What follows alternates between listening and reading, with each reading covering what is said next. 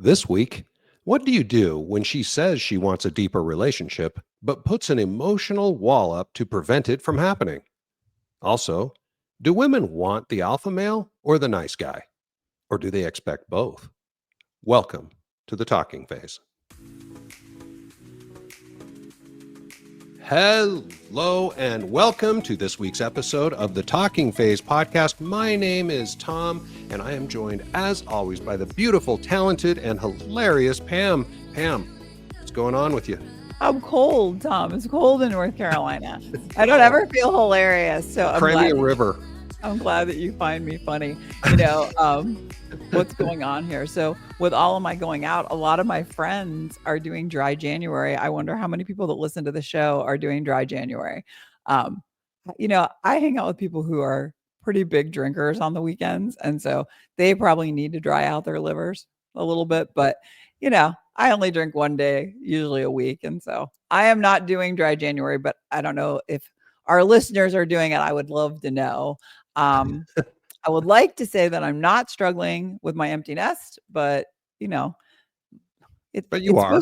Things are supposed to get easier, and instead they just kind of stay the same. So yeah, I'm struggling a little bit with that. I have not lived alone in my entire life. So from the minute I was born until Nikki moved out, I had never lived alone, and I'd say that it's considerably overrated. I like going, it's clean. I miss the hustle and the bustle. I miss the mess. I miss bitching at her for leaving her dishes in the sink or her laundry in the dryer. It's less homey without her here. Well, I'm sorry to hear that. That's all right. She's doing well. She's happy. At the end of the day, all we want is our kids to be happy. Everybody likes to remind me over and over and over again that I had her much longer than most people get to have their kids. That's true. But I try to remind them that she is also my best friend. So when your best friend has been living with you as a roommate for 8 years since she graduated from college, it is really hard I might need to get a roommate. Yeah. So the moral of the story: don't be best friends with your kids. No, just kidding. Oh, damn it! Hindsight is 2020. What's going on with you these days? Well, I'll tell you. I think you should embrace that empty nest period. I think I know that it's hard for a while, and it's interesting. 3.5 years ago, I moved to Florida, and I remember I drove across country for the first time in my life. I've flown across country 100 times, but the first time I ever drove it, and I pulled into my apartment or condo there. And I'd never been there. I'd rented it sight unseen. And I remember opening the door and walking in and going, wait a minute. I'm 52 years old, and this is the first time in my life I've ever lived alone. Oh, you've been here then. Yeah, it's a weird feeling. And I remember telling my sister-in-law about it. I was going, hey, Deneen, she called and said, hey, did you make it okay? And I said, yeah, it's weird. It's the first time I've ever lived alone. And she said, I've never lived alone. So it's not that unusual. Nope. And, and you're married for a long time. And so you think like, I'm going to grow old with this person. I'm never going to be alone. And then you don't. Yeah. Well, I'll tell you, let me tell you what's going on in my life. Here's something I just learned. Open enrollment period was just, not too far back. And my twins turned 26 in March. Oh, happy birthday. They get booted off my insurance when they turn 26. But here's the deal. According to the insurance companies, that's not a life event, which means, like if you have a baby, right, you can add them to your insurance. But if your kids turn 26, you can't take them off your insurance. They are forcibly taken off your insurance, but it still costs you for the rest of the year. So I have to pay for the full family plan for the whole year. That's is that your work insurance? Oh no, that's insurance in general. And I escalated all over the place asking these questions during open enrollment, and it's just total BS. But anyway, it's stupid. So that's the stupidest thing I've ever heard. I know.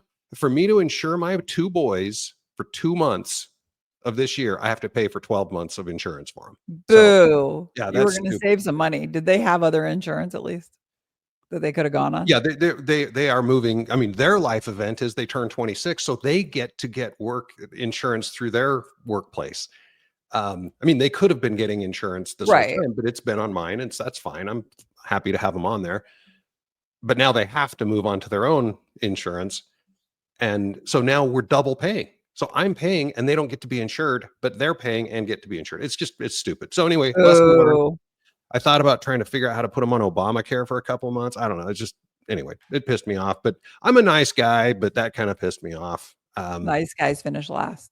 Ooh, it's funny you should say that. Brian, I want to ask you a question. Pam, I'm glad you just said that because we're going to talk about nice guys today. We are. But nice guys in dating. Oh, So, that's not you. I was kidding. Brian, you're not a dating guy anymore. You're married. You have kid. You're settled down. But you did date at some point. Were you the nice guy? I was the nice guy, Tom. So for folks playing along in the home game who've been listening for a while, you might remember I used to be morbidly obese. So I was 385 pounds. And for me, it was my personality was what I would use to compensate for my lack of physical attractiveness. So I ended up finding myself just kind of by default being the nice guy. Like I was always really, really buddy with a bunch of girls. Like I was always the best friend or oh, you're like a brother to me. So yeah, 100% I played the nice guy role. Friend zoned a lot. Oh, friend zone was my middle name. We've never done an episode on being friend zoned, but it's probably out there. I could write a book. We should. So here's the thing. Here's what's an interesting phenomenon. The reason I wanted to talk about nice guys today is because I saw a TikTok, and anybody who's listened to this show for more than 1 week knows that half of these topics come from some TikTok that I watched. But I watched this TikTok the other day and I was so disgusted by this guy. So I saw some dude, he's in his, 20s or 30s. And he was wearing a gold chain. I'm 100% sure he owns bedazzled jeans. I mean, he's just that kind of a douchebag. And he was saying to the camera, he said, women are repulsed by nice guys. So, and then he went on and, so this douchebag, he's decided to share his alpha knowledge with the rest of us, lower mortals, right?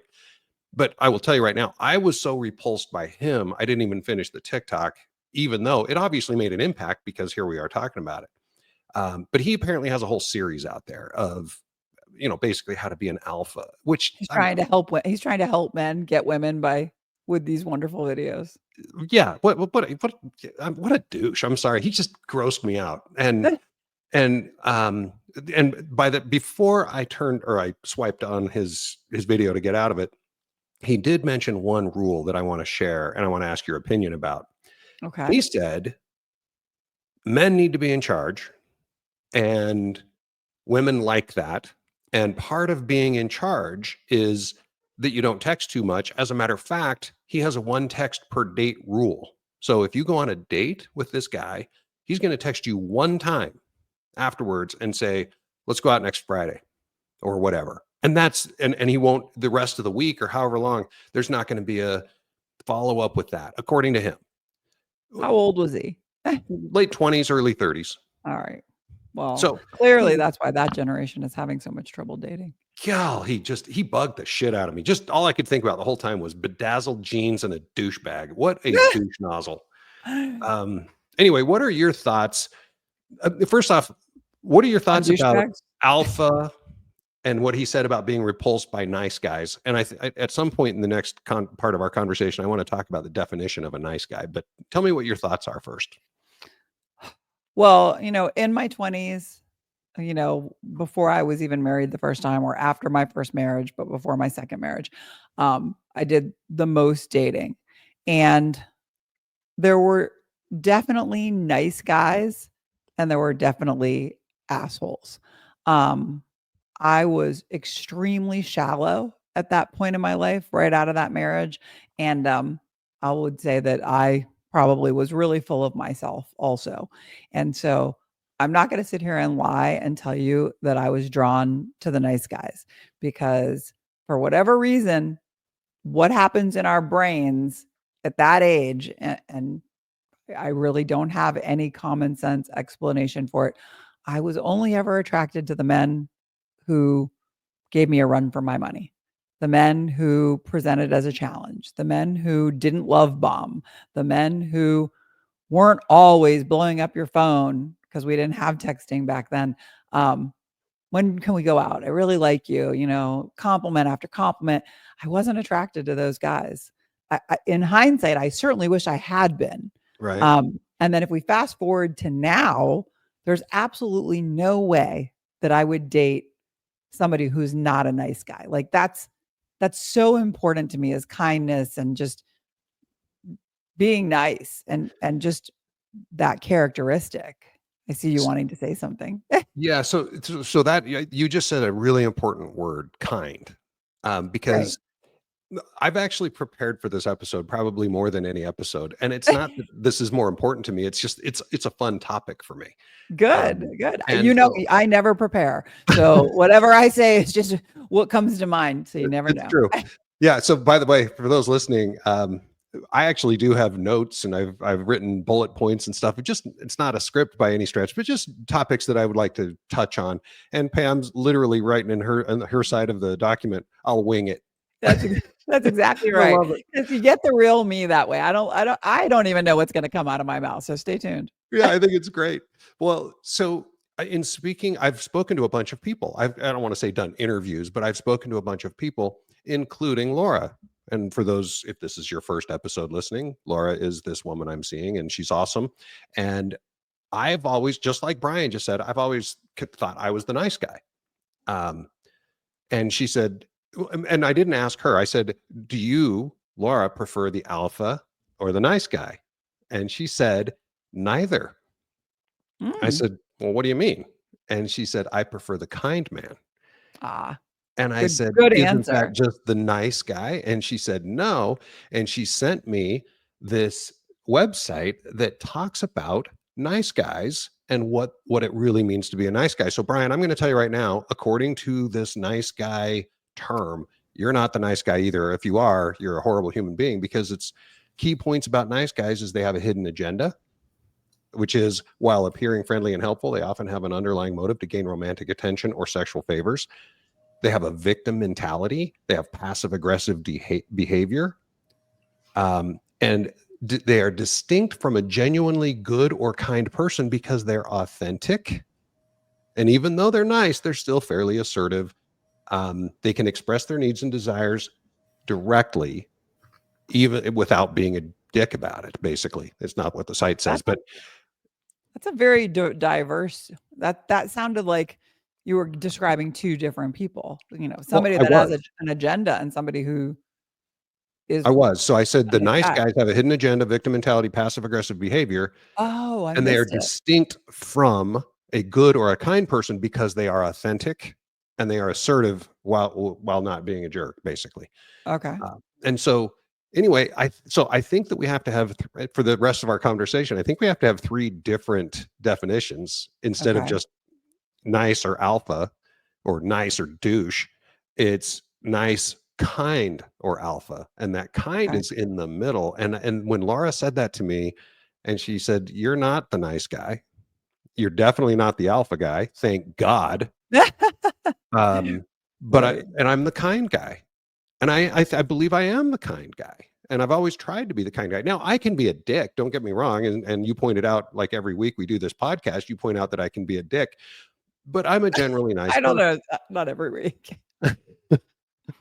Anyway, so that being said, with that different definition, Pam, you Mhm. just said, and you used the word kind, which is why I thought, what a great time to do this. So you used to like, correct me if I'm wrong, you used Mhm. to prefer kind of that alpha mentality, but now you're more of the kind mentality. Is that accurate?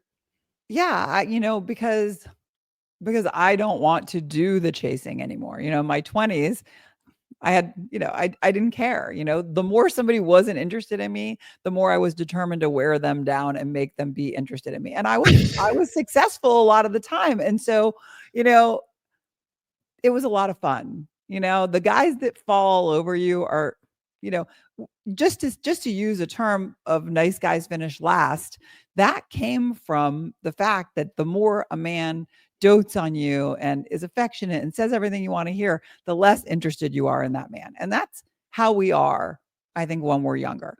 I think once we've been through one or two really bad marriages or some really bad relationships, we are completely burnt out on that type of man. And yeah, maybe he's the alpha, but I know you'll remember that TikTok. I made it and it did like flew off of TikTok. It was the one where the man said a woman wants a man to lead. And Every woman is what he said. right. And I said, well, I'm a woman and I don't want to be led. And I read all the comments on that video. And my takeaway from that kind of did change the way that I looked at it a little bit, because I've watched a lot of his videos, and what he was saying is not that a woman wants a man to tell her what to do, but a woman wants a man that will take charge in a situation where the masculine persona is more appropriate than the feminine persona. And feminist, not feminist, all of that aside, I want a man who knows to walk on the outside of the street. I want a man who opens my car door even if I get there before him. I want a man who, hey, will pick a restaurant and say, this is where I want to go. And a lot of women don't want that. They want so much power within the relationship that they're not looking at the nice guys. They're only looking at the alphas, the people that will take control of a situation. So I'm torn. Kindness goes without saying. I've said that since the day we started this podcast.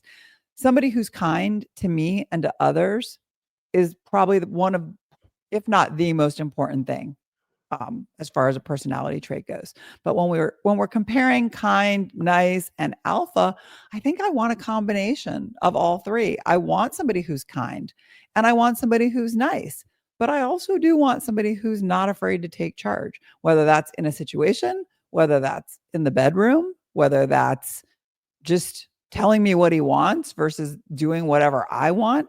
There's something to be said for a man that stands up for himself. And there's a lot of welcoming doormats out there. I've dated a lot of men who just let women walk all over them. And I don't think that women like that trait in a man. And I think we equate it with nice guys.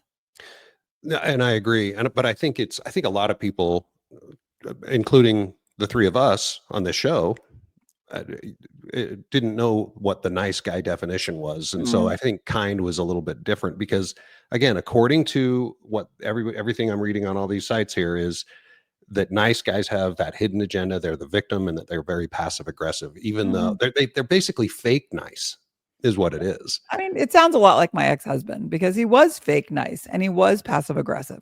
And it turned out that he was just a really good narcissist.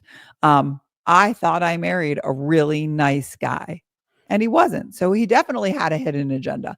And I know what it is, but I won't talk about it on the show.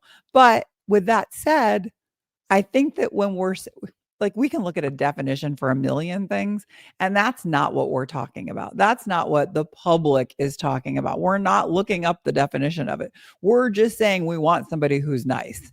Or, yes, he could be passive aggressive. Yes, he could have a hidden agenda. But I don't think that the average person is saying, wow, I met this guy and he's really nice. Those things aren't in our mind. No, I understand. So I think that like if we're talking about nice versus alpha, I think that there's maybe again it's on my wish list of impossible things, but I think there's a balance between those things. So it's interesting that you should say it that way. Again, you don't know what I'm going to be talking about, so you're over here like leading me right where I wanted to go, which is perfect. You're welcome. What's that? I said, you're welcome. Thank you. Because as I said, I kind of prepared for this. So this week, as I was thinking about this topic, I went around the office and I interviewed a bunch of people. And again, that's a very strong word for asking a couple of simple questions. But I asked, I think it was 5 different men.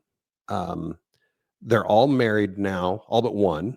So 4 married men and a single man. None of them are, I'm by far the oldest one. So these are younger people in their 30s and 40s. And then I asked the women in the office the opposing question. So what I asked the men was, do you or did you enjoy or prefer the chase? I mean, did you like to chase or do you want to chase? And 100% said, oh my hell, I hated that. This whole hard to get bullshit, they hate it. So again, I'm talking about 5 guys here. So, and I can add myself. So 6. Brian, was there ever a chase in your world? Can you say you hated it or not? He fell asleep. He's muted. Um, okay, so anyway, the point is 6 out of 6, and I'm assuming Brian would say 7 out of 7, um, hate the chase. Um, we hate thinking about when it's okay to text or call after the date. It's always okay right after the date, No, says it is a not. nice Wait till we get woman. to what the women say. Oh, okay. Okay. They hate everything about playing it cool. They just want to be themselves. Mm. That's what every one of these men said. It's like there was no equivocation. Now, the women, some of them want to be pursued, others don't. But those Hey that do, Tom, by the way, to your question, I hit the wrong button, so that's why you couldn't hear me. oh, No, I hate chasing. It was one of the worst things growing up. It was insane, and also I didn't know how to do it because I was a fat dude. So yes, there you go, 7 out of 7. So I'm going to guess that we could ask 700 men, and at least 600 of them would agree with us. Especially men our age, you know. Yeah, but in these the are, I mean, I was talking to people in their 20s all the way up until the 50s. So Okay. again, 7 is not a representative sample. A statistician would shoot me for even saying that, but I think that we're, I think Safe. we're I pretty get safe. it. But so when I asked the women if they wanted to be pursued or chased, it was kind of half and half. Some do, some don't. But those that said they did said, but it's a total turnoff if the pursuit is too obvious. Right. We don't want the love bombing and the guys that are up our butts. Yeah.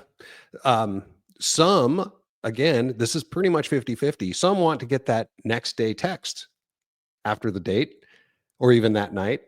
Others don't. But those that don't want it the next day said, but it's a turnoff if the text doesn't come soon enough. And I said, what does soon enough mean? I don't know. That's I'm like, how the fuck? minutia. Yeah.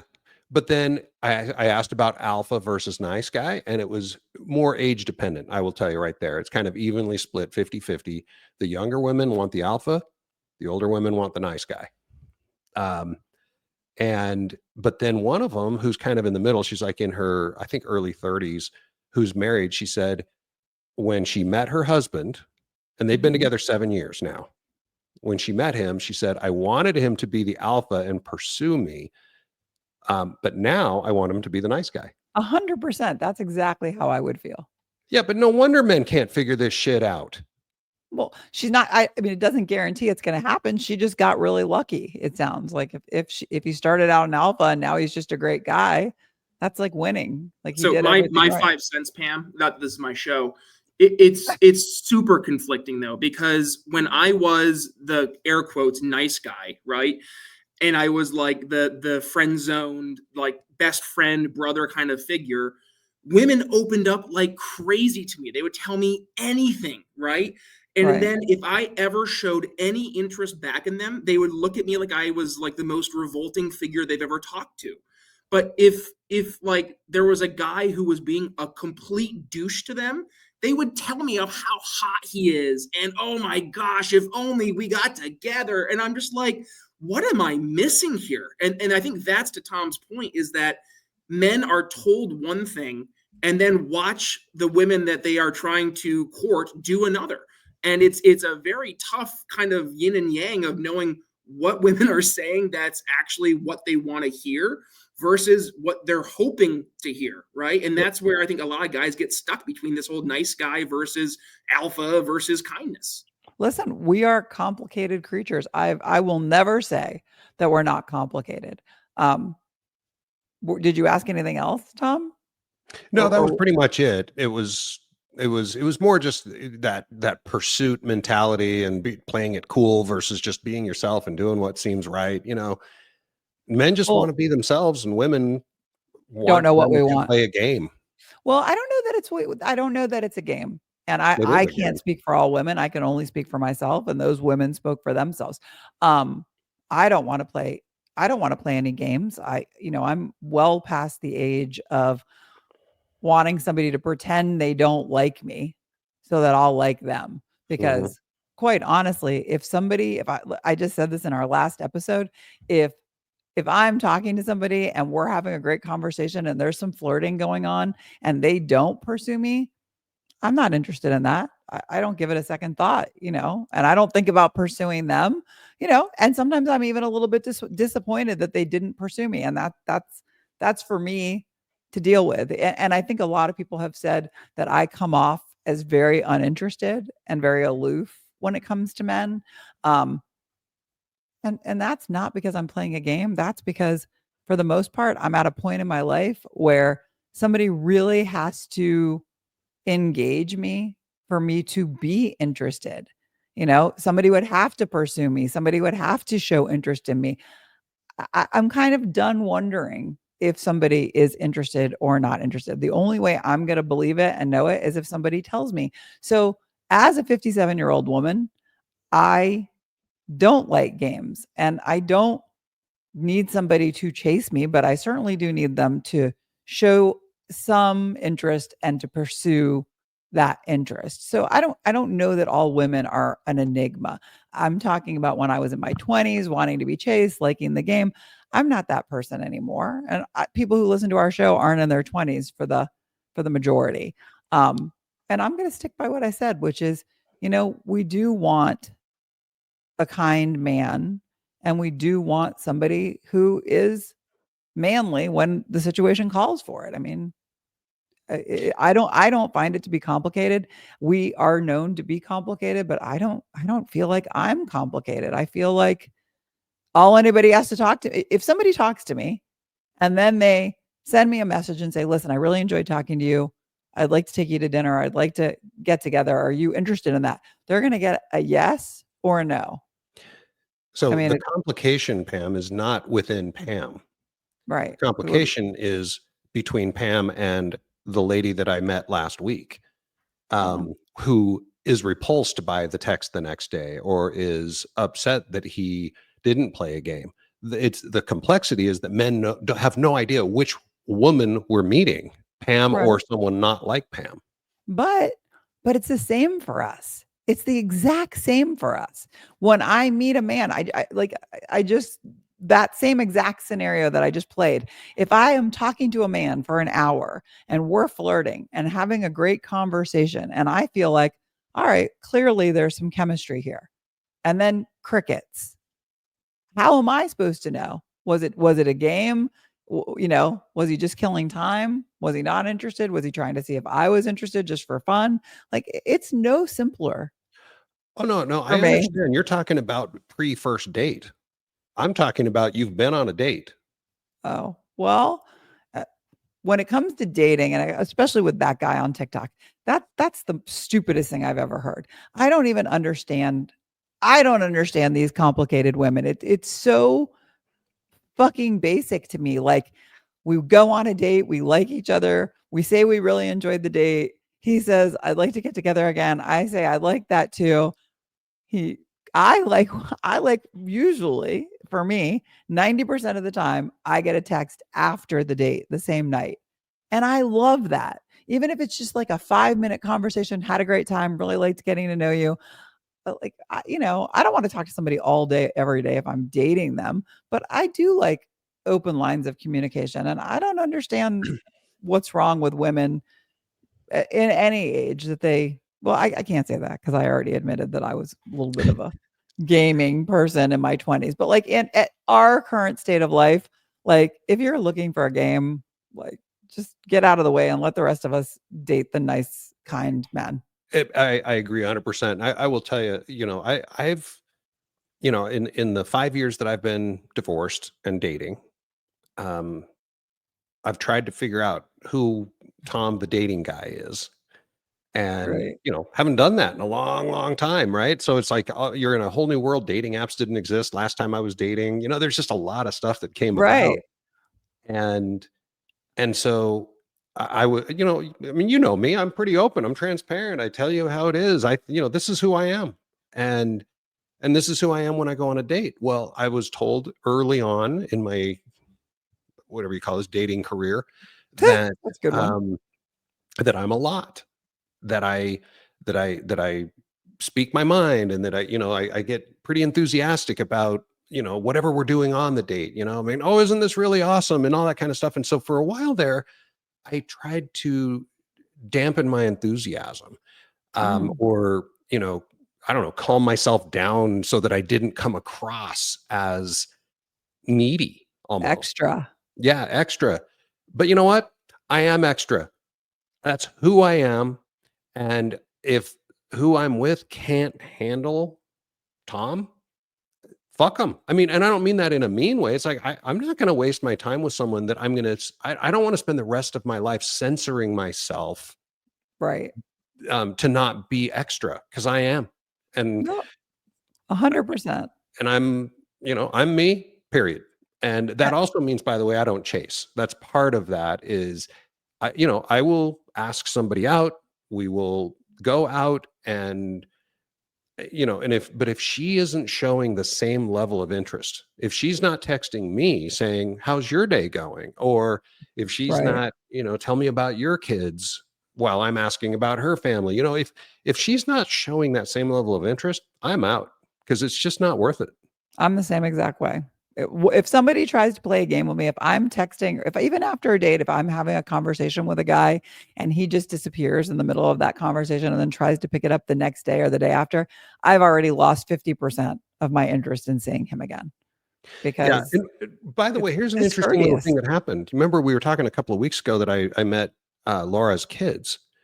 And we were driving with her twins. They were in the back seat of my car, and Laura and I are in the front. And I'd met them. I mean, they were literally in my car, and I couldn't remember their names. That's And I okay. felt really bad that I couldn't remember their names. And they kind of started joking with me. You don't even know our names, do you? And I'm like, oh shit. And I looked at Laura and I said, well, you probably don't know my kids' names, but she has an excuse. She's never met them. But you know Right. what she did? What? She rattled them off. Well, good for her. Yeah. And I wasn't testing her. That wasn't a test. It was me trying to get out of the truck. You're flattered. But the fact that she knew my kids' names was like, oh my gosh. Not only has she been, I don't know, paying attention isn't the right word, but she's paid attention to the stories I've told and the conversations we've had. And she's Has a put, good memory. she has a good memory. But it means, she's not going to even try to remember that unless she cares. And so she's putting some effort into the relationship, and it meant a lot to me, which is Right. weird. That's never happened, No, I get that. No one has So, ever remembered your kids' names.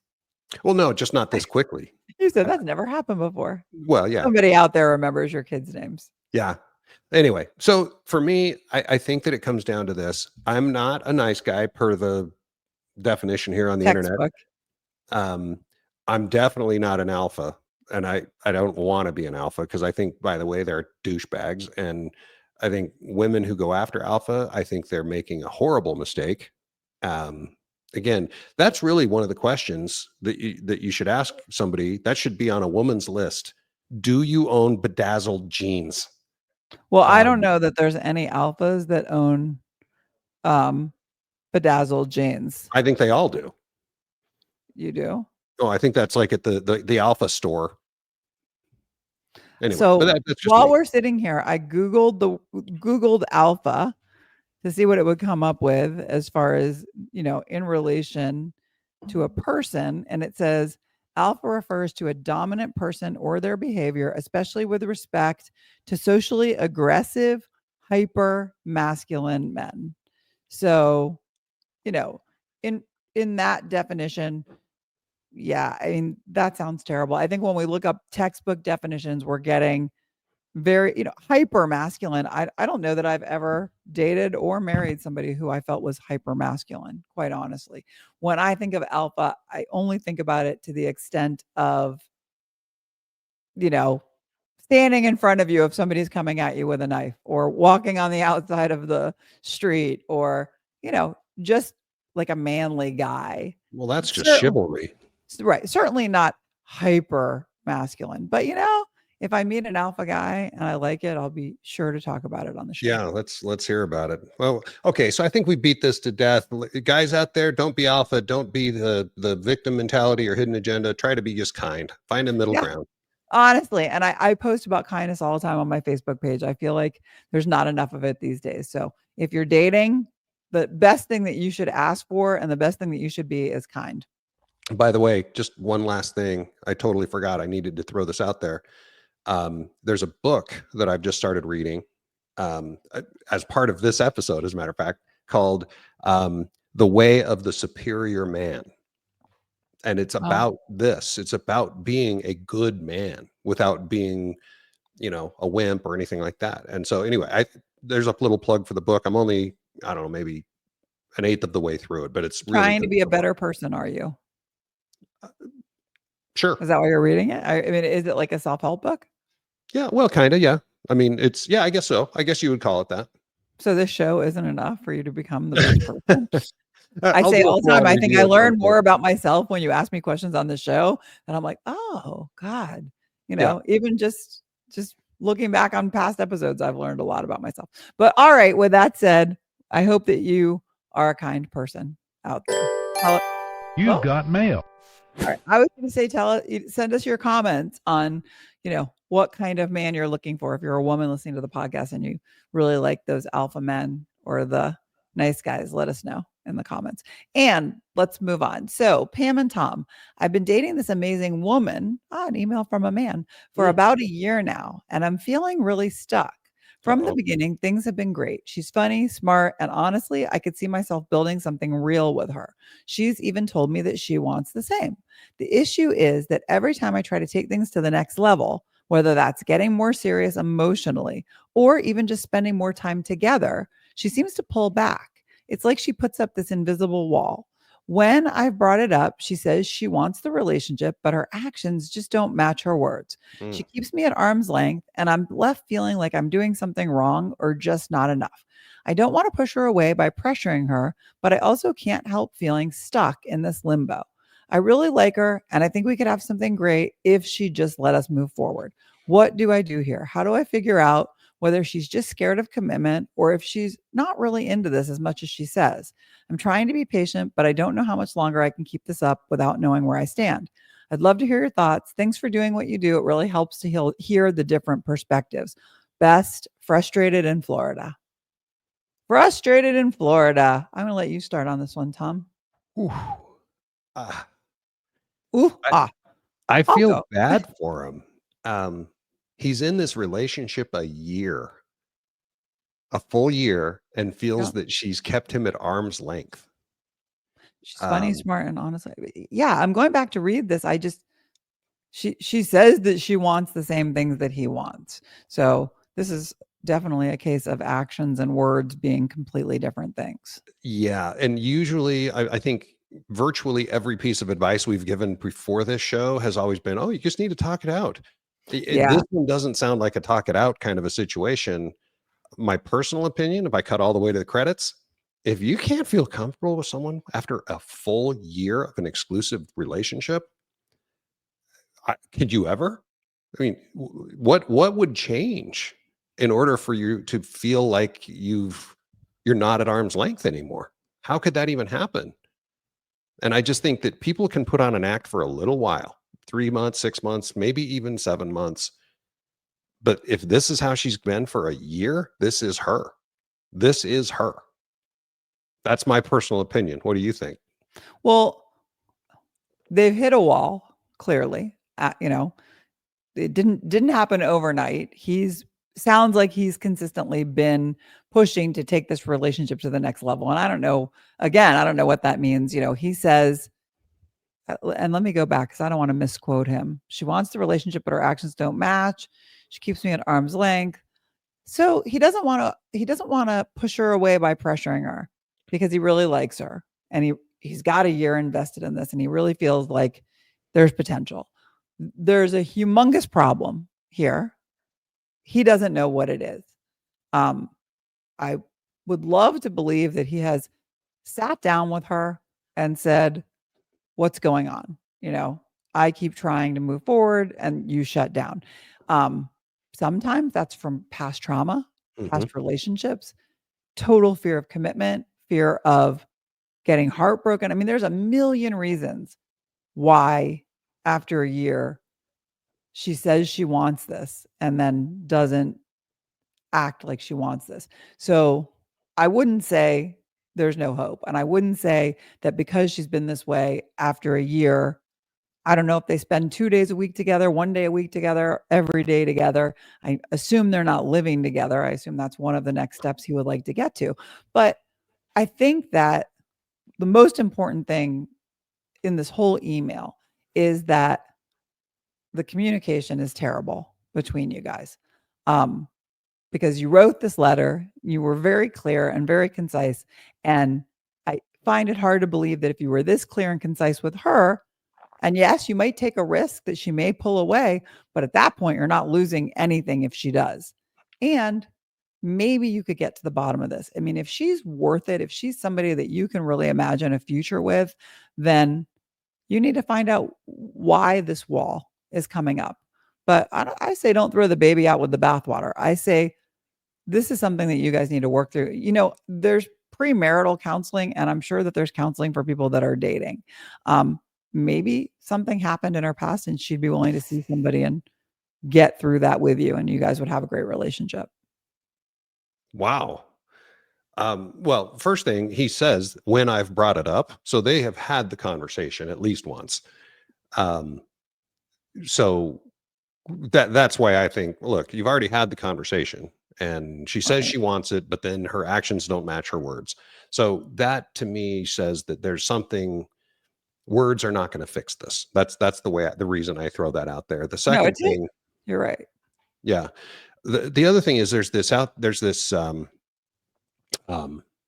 uh what is it? A condition, that's not the right word, but anxious avoidant. Have you heard of that? Oh God, I've dated an anxious avoidant. Yes, I'm very familiar with this.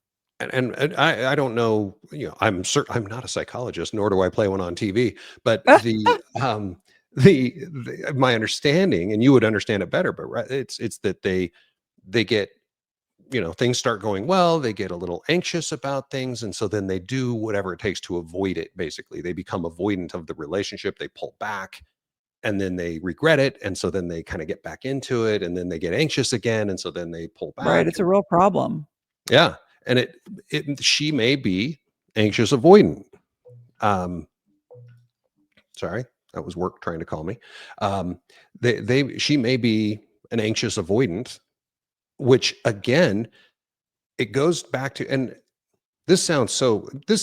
People are going to think, based on the fact that I said you should walk away from this lady, that I'm just like ready to walk away from every relationship, and I'm not. But at the same time, if you've got a year invested in this and you are feeling at arm's length and things aren't going well, you've had the conversations, and now Pam is saying you should get counseling. It's like, holy shit, before you're even in a committed long-term living together relationship, you're already in counseling. That's like buying a car. I mean, taking the car to the mechanic before you even buy it. So you're saying he should bail, like it's I done. would Let it go. go, Well, I get out. mean, all right. Well, there's Tom summing it all up for you. Um, Clearly, I feel otherwise. I mean, a year is a long time, but it's not a lifetime. I've been single for 4 years. I mean, I've dated and had relationships within that 4 years, but like I haven't met the person that I'm going to spend the rest of my life with. If after a year, the person that I was with, and let's say not living with, just dating, um, wasn't ready for the next step, I would be much more inclined to deliver an ultimatum about, hey, I feel like I use this term now in 2 episodes, but shit or get off the pot. Mhm. If the shoe fits, wear it. So I just feel like, you're currently ready to move on. You're there and you deserve that. It's a year. I mean, a year in your life, again, not a tremendous long time, but you don't want it to be 2 or 3 years. So my best advice would be deliver a kind ultimatum, but only for your own well-being. Listen, this isn't going anywhere. If you aren't ready to take the next step, we need to talk about why. Maybe she was abused. Maybe she was in a horrible relationship. And, I would never say just dump her. I'm not Tom. I wouldn't say just dump her. Talk to her. Tell her that you've had enough. Let her do the dumping. I know that that's not always a pleasure, but if you give somebody an ultimatum and they can't do what you're asking, then she's probably really damaged. And she's going to have this problem in her next relationship. But if she really likes you as much as she says in words that she does, maybe she's willing to do the work. And maybe then you guys will get to the next phase and you'll look back on this and say, thank God I didn't dump you. Maybe. That's what I got. There you go. I love it. Did we just wrap that up that easily? Look at us go. Look at us. All right, you guys. So I don't know if we helped. You have to pick. You can comment and let us know whether you would just dump her or not, or if you would prefer to just be dumped. But please keep sending us your emails. We do our best. It's not always this easy. You can send them in to talkingphase@gmail.com. You know that I read them all because I tell you every single week I read them all. And I let you know when we're going to read them on the show. Maybe you could let your girlfriend listen to this show and she'll realize that you are on your last leg of this relationship. So whether it's just asking for advice or giving us your opinion or giving us ideas for a show, please send them in. Again, it's talkingphase@gmail.com. That's awesome. And thank you, Pam, for being an awesome co-host. Brian, so for being welcome. a great producer.